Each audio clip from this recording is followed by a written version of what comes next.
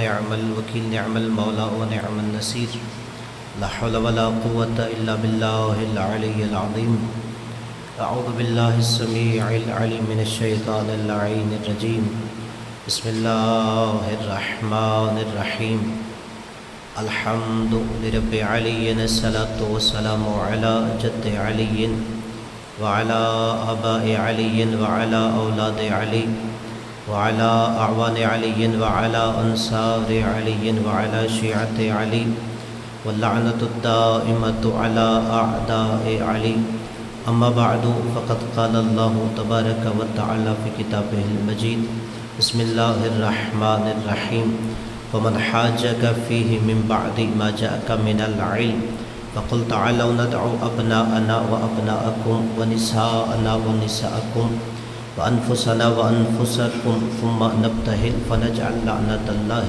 على الكاذبين مل کے بواضح بلند صلوات پڑھیے اللہم صلی اللہ محمد. نعرہ تکبیر. تمام حاضرین اپنی زبانوں کو توحید کے نعرے سے معطر کیجیے. نعرہ تکبیر، نعرہ رسالت، نعرہ حیدری، حسینیت، یزیدیت، خلوت تطہیر پہ بلند تر صلوات پڑھیے.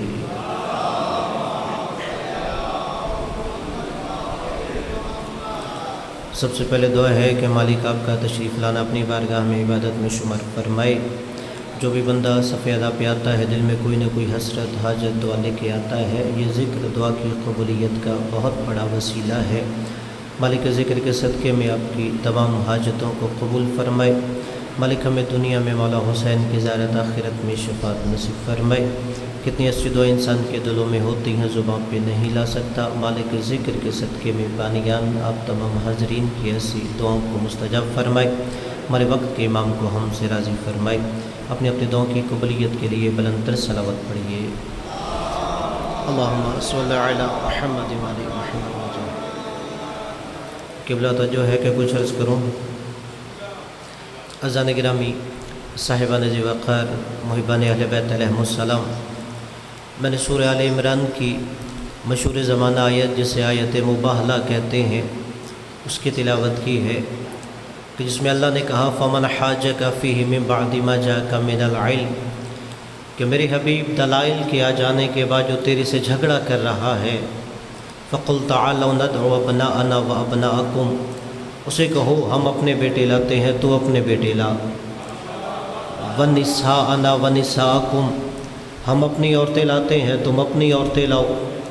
وَأَنفُسَنَا وَأَنفُسَكُمْ، ہم اپنے جیسے لاتے ہیں تم اپنے جیسے لاؤ. ثم نبتہل، پھر مناظرہ نہیں مباہلہ کر لیں گے. فنجعل لعنت اللہ علی الکاذبین، جو جھوٹا ہوگا اس پر اللہ کی لعنت ہوگی. شیعہ قوم کے بچے بچے کو آیت مباہلہ اور مباہلہ کا علم ہے، مگر مباہلہ کی طرف جانے سے پہلے اور آیت مباہلہ سے پہلے ایک اور آیت نازل ہوئی تھی، اور یہ وہی آیت ہے جو ہر شب جمعہ ہر مجلس سے پہلے آپ اپنے گھروں میں امام بارگاہوں میں تلاوت کرتے ہیں. حدیث قصہ کی اللہ نے مباہلہ سے پہلے آیت تطہیر نازل کی تھی. ابھی مباہلہ کی طرف جانا تھا، اس سے پہلے نبی در سیدہ پہ آئے، اور وہاں پہ وہی جو حدیث کے سامنے پڑھتے ہیں کہ ایک چادر نبی نے اپنے اوپر اوڑھ لی، اور پھر ایک ایک ہستی آنے لگی. مولا حسن آئے، مولا حسین آئے، مولا علی آئے، خاتون جنت آئی، اور جیسے ہی یہ پنجتن چادر تطہیر میں آ گئے تو اللہ کے نبی نے آسماں کی طرف دیکھ کے کہا اللہم ہؤلاء اہل بیتی، اے بار الہا میرے اہل بیت صرف یہی ہیں. جسے جملہ سمجھ آیا ہے کہ اللہ کا نبی اہل بیت دکھا رہا تھا. اللہم اہل بیتی ہؤلاء اہل بیتی، میرے اہل بیت صرف یہ ہے. اور اس سے آگے جملہ کہا دیکھو گھر والے اور ہوتے ہیں اور بندے کے خاص اور ہوتے ہیں، مگر نبی نے آگے جملہ کہا اللہم ہؤلاء اہل بیتی وخاصتی، بار الہ میرے اہل بیت بھی یہی ہیں اور میرے خاص بھی یہی ہیں۔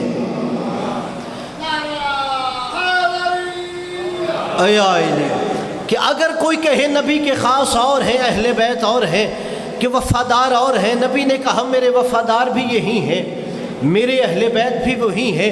پھر تیسرا جملہ کہا اللہم ہؤلاء اہل بیتی وخاصتی وحامتی، بار الہ میرے اہل بیت بھی یہی ہیں، میرے خاص بھی یہی ہیں، اور محمد کی نظر میں محمد کے حمایتی بھی یہی ہیں، محمد کی حمایتی بھی یہی ہے۔ پھر آگے نبی نے جملہ کہا کہ اللہم ہؤلاء اہل بیتی وخاصتی وحامتی، پھر نبی نے کہا لحمہم لحمی ودمہم دمی، بار الہ ان کا گوشت میرا گوشت ہے، ان کا خون میرا خون ہے، یعلمنی ما یعلمہم، جو انہیں تکلیف دیتا ہے وہ انہیں نہیں محمد کو دیتا ہے، وَيَحْضُنُنِي مَا يَحْضُنُهُمْ، جو انہیں غمزدہ کرتا ہے وہ انہیں نہیں محمد کو کرتا ہے۔ پھر کأن حرب لمن حاربہم، ترجمہ کیا کیا جاتا ہے کہ محمد کی جنگ ہے اس سے جو ان سے جنگ کرتا ہے۔ جب اپنے مرضی کے محلے کے مفتی کے سر پہ قرآن رکھ کے پوچھو جس سے عربی آتی ہے، نبی نے یہ نہیں کہا کہ میری جنگ ہے اس سے جو ان سے جنگ کرتا ہے، نبی نے کہا انی حرب لمن حاربہم، حرب مصدر ہے، نبی نے شدت سے کہا محمد جنگ ہے اس کے لیے جو ان سے جنگ کرتا ہے، یہ نہیں کہا محمد اس سے جنگ کرے گا، کہ خود محمد اس کے لیے جنگ بن جائے گا۔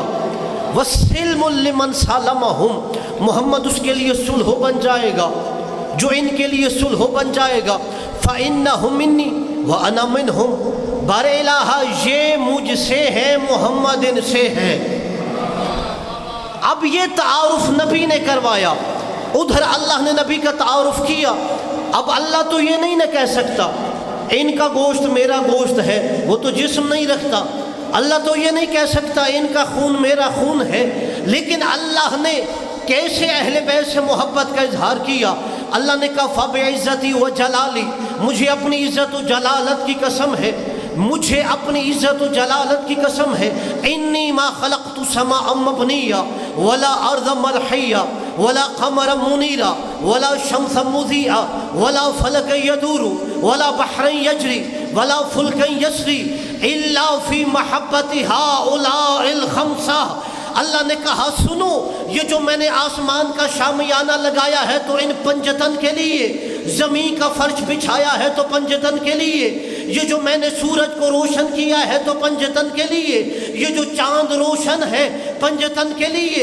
اللہ نے کہا یہ دریا بہ رہے ہیں پنجتن کے محبت میں، یہ جو سمندر چل رہے ہیں تو پنجتن کی محبت میں، یہ جو کشتیاں چل رہی ہیں تو پنجتن کی محبت میں۔ اچھا اللہ نے کہا زمین ہے پنجتن کی محبت میں، آسمان ہے پنجتن کی محبت میں، یہ جو سورج چمکتا ہے پنجتن کی محبت میں، یہ جو چاند روشن ہے پنجتن کی محبت میں، یہ جو دریا بہ رہے ہیں پنجتن کی محبت میں، یہ جو سمندروں میں روانی ہے پنجتن کی محبت میں۔ یعنی جب تک زمین ہے تو اس کا مطلب ہے اہل بیت ہے۔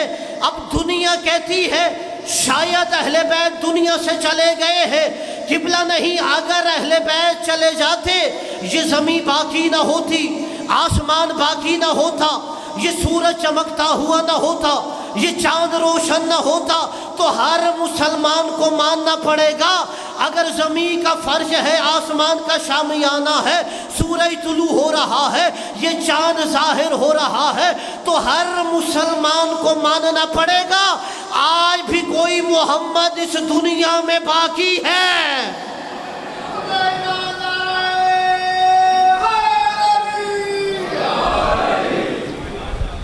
کہ آج بھی اہل بیت باقی ہے، اس لیے یہ زمین باقی ہے، آسمان باقی ہے۔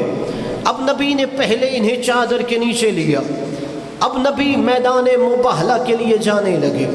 وہاں پر بھی صحیح مسلم میں روایت ہے کہ نبی نے آسمان کی طرف دیکھ کے کہا اللہم ہؤلاء اہلی، بار الہ میرے اہل بیت یہی 5 ہیں جو میدان مباہلہ میں جا رہے ہیں۔ اب یہاں پہ جو اللہ نے کہا فمن حاجک، میرے حبیب جو تو اس سے جھگڑا کرتا ہے اسے کہو اپنے بیٹے لائے، ہم اپنے بیٹے لاتے ہیں، وہ اپنی عورتیں لائیں، ہم اپنی عورتیں لاتے ہیں، وہ اپنی جانوں کو لائیں، ہم اپنی جانوں کو لاتے ہیں۔ مجھے یہ بتاؤ، کیا عیسائیوں نے کہا یا رسول اللہ ہمیں اجازت دو ہم نجران سے جا کے اپنی عورتیں لاتے ہیں، یا ہمیں اجازت دو ہم اپنے بیٹے لاتے ہیں؟ قبلہ جملہ مجھے یقین ہے آپ پہلی دفعہ سن رہے ہیں۔ عیسائیوں نے کہا ہو کہ آیت آئی ہے اپنی عورتیں لاؤ، وہ عورتیں تو نہیں نہ لائے تھے، وہ تو مرد آئے تھے کہ اللہ کے رسول اجازت دو ہم عورتیں لے کے آتے ہیں۔ جب کہا اپنے بیٹے لاؤ، وہ بیٹے تو نہیں لائے تھے، انہوں نے کہا ہو کہ ہم اپنے بیٹے لاتے ہیں۔ اگر جملہ آپ کا ذہن بیدار ہے تو ہدیہ کرتا ہوں، وہ تو عیسائیوں کے پادری تھے، عیسائیوں کا پادری شادی ہی نہیں کرتا، عیسائیوں کا پادری شادی ہی نہیں کرتا، ان کا جو پوپ ہے وہ تو شادی ہی نہیں کرتا۔ ان کا عقیدہ یہ ہے کہ اگر بندہ شادی کر لے تو پھر بندے کی روحانیت کے درجات بلند نہیں ہوتے۔ اگر تم چاہتے ہو روحانیت میں بلند ہو تو تمہیں شادی نہیں کرنی چاہیے۔ یہ اسلام نے عیسائیت کی روحانیت پہ ضرب لگائی، تم کہتے ہو کہ شادی کرو تو اسلام کے درجات بلند نہیں ہوتے۔ اللہ نے کہا میں تمہیں ایسی مستور دکھاؤں گا جو مستور ہوتے ہوئے، شادی شدہ ہوتے ہوئے جنت کی عورتوں کی سردار ہے۔ میں تمہیں ایسا مرد دکھاؤں گا جو جنت و جہنم تقسیم کرنے والا ہے۔ میں تمہیں ایسے بیٹے دکھاؤں گا جو جنت کے جوانوں کے سردار ہیں۔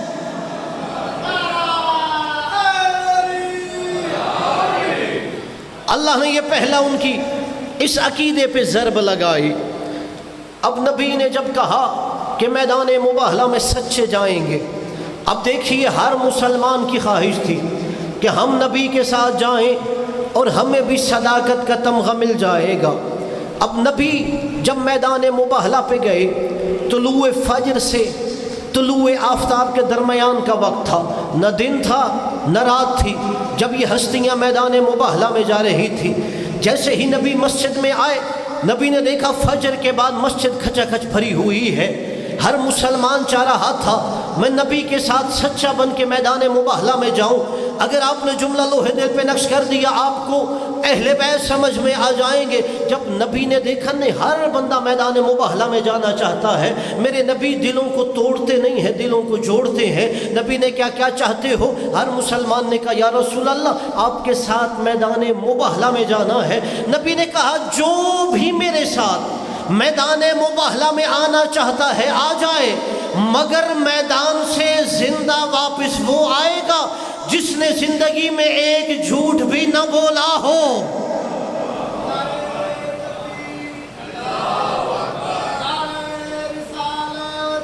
یا رسول اللہ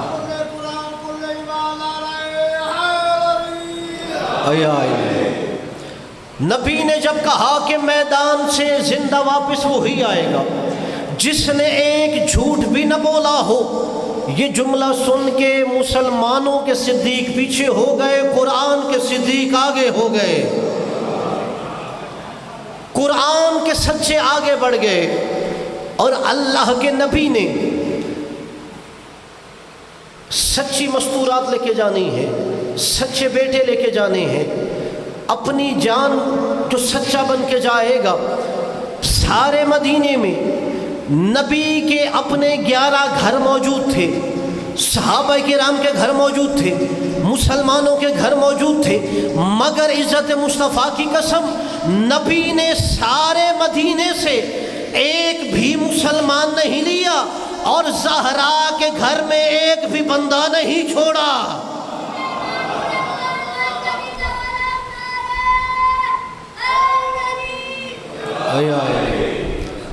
کسی گھر سے ایک بندہ بھی نہیں لیا، زہرا کے گھر میں ایک بندہ بھی نہیں چھوڑا۔ اور قبلہ دیکھیے، شاید کوئی بندہ کہے کہ صرف ایک مستور جا سکتی تھی، صرف ایک نبی کی جان بن کے جا سکتا تھا۔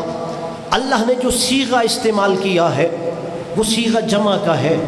اللہ نے کہا ندعو ابناءنا و ابناءکم، اللہ نے جمع کا صیغہ استعمال کیا ہے۔ اردو میں جمع 2 سے شروع ہوتی ہے، انگلش میں جمع 2 سے شروع ہوتی ہے، مگر عربی میں جمع 3 سے شروع ہوتی ہے۔ 1 واحد، 2 تثنیہ، 3 جمع۔ صرف دنیا میں 2 زبانیں ہیں جہاں پر جمع 3 سے شروع ہوتی ہے، ایک عربی ہے، دوسری ہندوؤں کی متقدس زبان سنسکرت ہے۔ عربی میں جمع 3 سے شروع ہوتی ہے، یعنی قرآن میں کیا ہے، 3 عورتیں جا سکتی ہیں، 3 بیٹے جا سکتے ہیں، 3 نبی کے نفس بن کے جا سکتے ہیں۔ جملہ میرا نہیں، اہل سنت مفسر قرآن جار اللہ زمخشری اپنی تفسیر کشاف میں لکھتا ہے کہ اللہ نے صیغہ جمع کا استعمال کیا مگر عورت ایک گئی۔ اللہ نے صیغہ جمع کا استعمال کیا مگر محمد کی جان بن کے ایک گئے۔ اہل سنت عالم کہتا ہے اس لیے کوئی عورتوں میں فاطمہ کی برابری کرنے والی صدیقہ ہی نہیں تھی، کوئی ایسی سچی بی بھی نہیں تھی جو فاطمہ کی برابری کر سکے، کہ سارے مردوں میں کوئی ایسا نہیں تھا جو علی کی برابری کر سکے۔ اور پھر جائیے اپنے مرضی کی تفسیر کی کتاب اٹھا لیجئے، اگر میدان مباہلہ 9 ہجری میں ہو رہا ہو، نبی اپنے بیٹوں کی جگہ پہ کسی لے کے گئے، حسن کو اور حسین کو، حالانکہ نبی کا سگا بیٹا موجود تھا۔ جب میدان مباہلہ اگر 9 ہجری میں ہوا تو نبی کے بیٹے جناب ابراہیم موجود تھے، مگر نبی ابراہیم کو نہیں لے کے گئے میدان مباہلہ میں۔ قرآن نے کہا اپنے بیٹے لے کے آؤ، نبی چاہتے اپنا سگا بیٹا ابراہیم لے کے جاتے، مگر نبی نے کہا نہیں، بلکہ جو سچے میرے بیٹے جائیں گے، ایک حسن جائے گا، دوسرا حسین جائے گا۔ اور نبی نے دنیا کو سمجھایا کہ جب نبی زادہ حسنین کی برابری نہیں کر سکتے تو کوئی غلام زادہ حسنین کی برابری کیسے کرے گا؟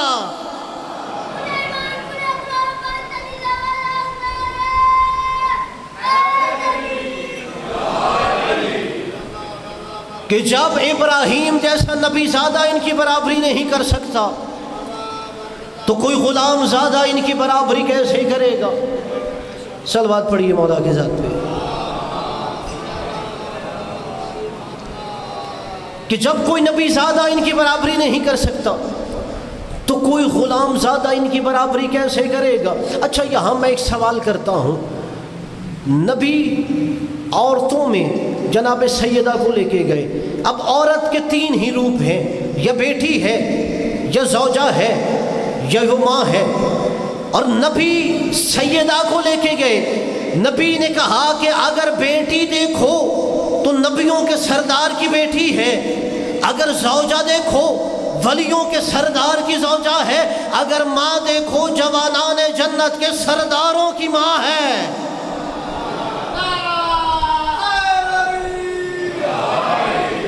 اور قبلہ یہی وجہ ہے، جیسے میں نے کہا کہ اس سے پہلے آیت تطہیر اتر چکی تھی، شاید کوئی بندہ کہے کہ فاطمہ کی عزت یہ ہے وہ نبی کی بیٹی ہے، فاطمہ کی عزت یہ ہے وہ علی کی زوجہ ہے، فاطمہ کی عزت یہ ہے وہ حسنین کی ماں ہے۔ نہیں، جاؤ حدیث کسا پڑھو کہ جب کہا فرشتوں نے یا رب ومن تحت الکسا، بار الہ چادر کے نیچے کون ہے، اللہ نے یہ نہیں کہا یہ محمد ہے، یہ محمد کی بیٹی ہے، یہ محمد ہے، یہ محمد کا داماد ہے، یہ محمد ہے، یہ محمد کے نواسے ہیں۔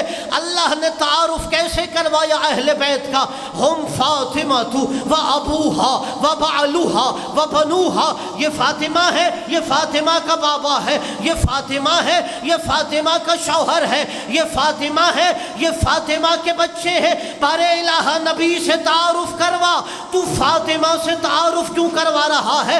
اللہ کہے گا میں نے اہل بیت کا تعارف کروانا ہے، قیامت تک مسلمان جھگڑتے رہیں گے، اسے اہل بیت میں ڈال دو، اسے اہل بیت سے نکال دو، اسے اہل بیت میں ہونا چاہیے، اسے اہل بیت سے نکال دینا چاہیے۔ نبی نے کہا میں اہل بیت کا تعارف فاطمہ سے کروا رہا ہوں کہ محمد کے رشتہ داروں کو اہل بیت نہیں کہتے، فاطمہ کے رشتہ داروں کو اہل بیت کہتے ہیں۔ مولا آپ کو سلام کہ اگر کوئی تمہیں کہے وہ بھی اہل بیت میں ہے تو پہلا سوال کرو وہ فاطمہ کا کیا لگتا ہے؟ اس لیے کہ اہل بیت کا تعارف جناب فاطمہ سے ہو رہا تھا، اور اسی لیے اللہ اسی بی بی کو لے کے گئے مستورات کی جگہ۔ میں یہاں آپ سے ایک سوال کرتا ہوں، اگر نبی اکیلے میدان مباہلہ میں چلے جاتے تو کیا میدان مباہلہ فتح نہ ہوتا؟ جن دو بندوں کو پتہ ہے فتح ہو جاتا ہے انہیں میں داد دیتا ہوں، اور جو پریشان ہو گئے اللہ جانے فتح ہوتا یہ نہیں، اسے جواب دے رہا ہوں اگر نبی اکیلے بھی چلے جاتے میدان مباہلہ فتح ہو جاتا، اس لیے کہ جو نبی ایک انگلی کا اشارہ کرے اور چاند دو ٹکڑوں میں تقسیم ہو جائے، جس نبی کے ہاتھ پہ بے جان پتھر کلمہ پڑتا ہو، جو نبی اگر لعاب دہن کھارے پانی میں ڈال دے وہ میٹھا چشمہ بن جاتا ہو، جس نبی کو ستارہ بھی جھک کے سلام کرنے آتا ہو، جس نبی کو شجر و حجر جھک کے سلام کرتے ہو، جس نبی کے اوپر ابر سایہ کرتا ہو، اگر وہ نبی اکیلا میدان مباہلہ میں جاتا میدان مباہلہ فتح ہو جاتا۔ مگر آیت مباہلہ کی روشنی میں ہر مسلمان عقیدہ یہی بناتا کہ میدان مباہلہ میں جھوٹوں پہ اللہ کی لعنت ہونی ہے، اب سچوں نے میدان مباہلہ میں جانا تھا۔ اگر اکیلا نبی میدان مباہلہ میں چلا جاتا تو ہر مسلمان آیت مباہلہ میں اپنا عقیدہ یہی بناتا صرف محمد کا دشمن جھوٹا ہوتا ہے، صرف محمد کا دشمن جھوٹا ہوتا ہے، صرف محمد کے مقابلے میں آنے والا ملعون ہوتا ہے۔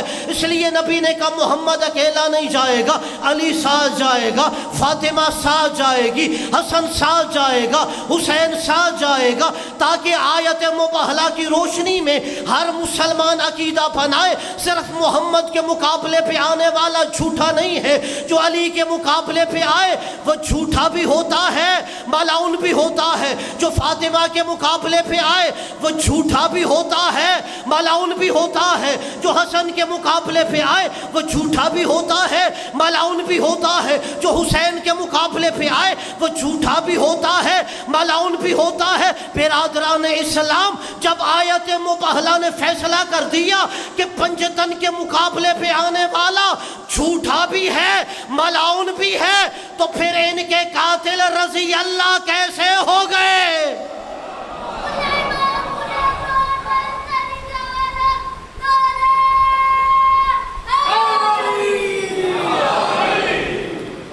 کہ اللہ نے کہہ دیا جو بھی پنجتن کے مقابلے پہ آئے وہ جھوٹا بھی ہے، اللہ کی نظر میں ملعون بھی ہوتا ہے۔ اور قبلہ یہی وجہ ہے کہ جب یہ میدان مباہلہ میں گئے تو جو ان کا سب سے بڑا پادری جسے عربی میں اسقف کہتے ہیں، اس نے کہا میں آج وہ چہرے دیکھ رہا ہوں کہ اگر وہ کہہ دے پہاڑ اپنی جگہ چھوڑ دے تو پہاڑ اپنی جگہ چھوڑ دے گا۔ اب قبلہ اللہ نے میدان مباہلہ میں سچے دکھائے ہیں، اللہ نے کہا سچے میں دکھا رہا ہوں، جھوٹے تو ان میں خود تلاش کرنے ہیں، کہ جو بھی سچوں کے مقابلے پہ آتا جائے گا وہ جھوٹا ہوگا۔ اچھا، اللہ نے جو لعنت بھیجنی تھی، عیسائیوں نے جزیہ دیا، صلح کر لی، وہ لعنت پھر گئی کہاں؟ اللہ نے لعنت تو نازل کرنی تھی عیسائیوں پر، مگر انہوں نے جب پنجتن کو دیکھا تو جزیہ دے کے صلح کر لی۔ قبلہ علی نقی نکن صاحب کا جملہ ہے، وہ کہتے ہیں کہ اللہ نے لعنت کو روک لیا تھا، اللہ نے کہا قیامت تک بھی جو پنجتن کے مقابلے پہ آتا رہے گا اس پہ لعنت اترتی رہے گی۔ जो पंजतन के मुकाबले पे आता रहेगा अल्लाह उस पे लानत उतारता रहेगा। अच्छा, यही जुमला और पैगाम भी है, ये क्यों मैदान मुबाहला में इन पे लानत करनी थी? मसला क्या था? ईसाई कह रहे थे ईसा अल्लाह का बेटा है, तो नबी ने कहा नहीं वो अल्लाह का बंदा है। ईसाइयों ने कहा अच्छा ये बताओ आपके वालिद का क्या नाम है? नबी ने कहा अब्दुल्ला। यूसुफ नबी के वालिद का क्या नाम है? याकूब। मूसा नबी के वालिद का क्या नाम है? का इमरान। का ये बताओ ईसा के वालिद का क्या नाम है? यहाँ आके बात रुक गई तो अल्लाह ने आयत मुबाहला से पहली वाली आयत नाजिल की, इन्ना मसल ईसा इंदल्लाहि कमसल आदम खलक़हु मिन तुराबिन सुम्मा क़ाल लहु कुन फयकून। अगर इसलिए ये कहते हैं कि ईसा अल्लाह का बेटा है, उसका बाप कोई नहीं, मेरे हबीब इनसे बता आदम के बाप का क्या नाम है? अगर बाप न होना अल्लाह के बेटे होने की दलील है तो आदम का बाप भी नहीं है, आदम की माँ भी नहीं है। अल्लाह ने कहा सुनो खलक़हु मिन तुराबिन, अल्लाह ने उसे तुराब से पैदा किया था। सुम्मा क़ाल लहु कुन फयकून, अल्लाह ने कहा उससे हो जा तो वो हो गया। अब जैसे ही नबी इन हस्तियों को लेके गए उन्होंने कहा हम वो चेहरे देख रहे हैं, अगर कह दे पहाड़ अपनी जगह से हट जाए तो हट जाएगा। अच्छा इन्होंने क्या देख लिया था? नबी तो 3 दिन इनसे मनाजरा करते रहे, अली तो इन्हें खुद नबी की बारगाह में लेके गए थे, हसन और हुसैन तुम खुद हर नमाज के लिए मस्जिद में जाते थे। तो आज ईसाई कैसे कह रहे हैं कि आज वो हस्ती मैदान मुबाहला में आ गई है, तो फिर मानना पड़ेगा आज पहली दफा जन्नत की सरदार फातिमा आ गई है। जिसके बारे में ये जुमला कहा वो कोई और नहीं, वो बिन्ते पैगंबर खातून जन्नत थी कि पहली दफा कहा अगर ये कह दे कि पहाड़ अपनी जगह छोड़ दे तो पहाड़ अपनी जगह को छोड़ देगा। और फिर मैं जुमला कहता हूँ, ईसाइयों ने जिज़िया दिया और मुबाहला नहीं किया, और नबी ने कहा अगर ये मुबाहला कर लेते तो ये बंदर और सूअर की शक्लों में तब्दील हो जाते। और नबी ने कहा ये सारा मैदान तुम देखते या हर तरफ आग ही आग रोशन हो जाती, मगर उन ईसाइयों ने नबी की बेटी का हया किया और सुलह करके नबी की बेटी को वापस भेज दिया। और यहीं पे मैं एक सवाल आपसे करता हूँ, मेरे जितने यहाँ शिया सुन्नी भाई तशरीफ़ फरमा है या आवाज़ सुन रहे हैं, ईसाइयों ने सिर्फ देखा नबी की बेटी मैदान में आई है, तो ईसाइयों ने कहा हम मुबाहला नहीं करेंगे। अल्लाह जाने वो कैसे नबी के कलमा पढ़ने वाले थे जहाँ ज़हरा 4 घंटे खड़ी रही थी। अज़ादारों मेरा पढ़ लेना बड़ा आसान है, आपका सुन लेना बड़ा आसान है। तारीख़ याकूबी अहले सुन्नत आलिम की लिखी हुई किताब है। जानते उसने क्या लिखा? नबी के बाद नबी की बेटी सिर्फ 40 दिन ज़िंदा रही थी। और कैसे ज़िंदा रही है? नजफ़ के एक आलिम ने 3 जुमले लिखे हैं। लम तज़ल बाद अबीहा मुअस्सबतर रास, जितने दिन नबी के बाद ज़िंदा रही अपने सर को एक कपड़े से बांधे रखती थी। बस एक रिवायत सुन लीजिए, मेरे बाद आपको तफसीली मसाइब फ़र्रुख बुखारी साहब इंशाअल्लाह सुनाएंगे। पहला जुमला, जितने दिन नबी के बाद ज़िंदा रही अपने सर को एक कपड़े से बांधे रखती थी। दूसरा जुमला, मुहमर्रतल आइनी, हमेशा रोने की वजह से आंखें सुर्ख रहती थी। तीसरा जुमला सख्त है, जो सादात है मुझे माफ़ कर देना, अगर किताब में ना होता शायद मैं न पढ़ता। कहते हैं मुनहद्दतर रुकनी, 18 साल उम्र थी, कमर झुक गई थी। और अज़ादारों अजब किस्मत है नबी की बेटी और अली की बेटी की। नबी की बेटी में अपना बाप नज़र आता था, अली की बेटी में अपना बाप नज़र आता था। नबी की बेटी चलती थी तो नबी लगती थी, अली की बेटी बोलती थी तो अली लगती थी। अब मैं इसे कुदरत का इंतज़ाम कहूँ या मशीयत का इंतज़ाम कहूँ, नबी की बेटी को भी दरबार जाना पड़ा, अली की बेटी को भी दरबार जाना पड़ा, मगर दोनों के दरबार में बड़ा फ़र्क था। जब नबी की बेटी दरबार गई, घर के साथ मस्जिद थी, मस्जिद के अंदर दरबार था, نبی کی بیٹی بنی ہاشم عورتوں کے پردے کے حصار میں جا رہی تھی، جب سلمان فارسی نے آتے دیکھا ایک چیخ مار کے بے ہوش ہو گیا، کہا مسلمانوں احترام میں کھڑے ہو جاؤ، دیکھو محمد آ رہا ہے۔ اجرکم علی الزہرا، جب علی کی بیٹی دربار میں گئی، گھر سے ہزاروں میل دور دربار تھا، عزادارو سر پہ چادر نہیں تھی، ہاتھ پسے گردن بندھے ہوئے تھے، بیان کیا جاتا ہے ایک رسی تھی 12 گلے تھے۔ جیسے ہی پہلا قدم شرابی کے دربار میں رکھا اور شرابی نے کہا من ہن بنت فاطمہ، ان عورتوں میں فاطمہ کی بڑی بیٹی زینب کون ہے؟ عزادارو شرابی کے منہ سے زینب نے اپنی ماں کا نام سنا، زینب زینب نہ رہی، زینب حیدر کرار ہو گئی، کہ اسکت یبنت طلقہ، ہمارے آزاد کردہ غلاموں کے بیٹے اپنی لہجے زبان سے میری ماں کا نام نہ لینا۔ عزادارو دربار میں ایک نابینا صحابی تھا، ساتھ والے کا گھٹنا ہلا کے کہتا ہے یہ آج علی کہاں شام کے دربار میں آ گیا؟ اس نے کہا یہ علی نہیں بولا، کہا پھر علی کا کون سا بیٹا بول رہا ہے؟ کہا علی کا بیٹا نہیں، یہ علی کی بیٹی بول رہی ہے۔ نابینا صحابی کہتا ہے تجھے یہ بات کرتے ہوئے شرم نہیں آئی؟ کجا علی کی بیٹی، کجا شرابی کا دربار؟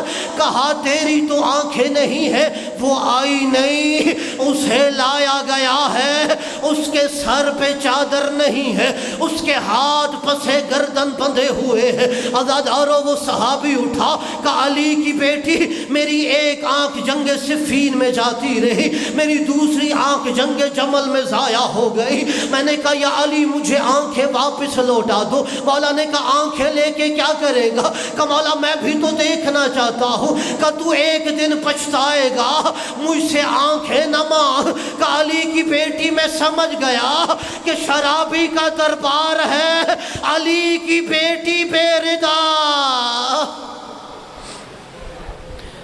اللہ لعنت اللہ علی القوم الظالمین وسيعلم الذين ظلموا أي منقلب ينقلب۔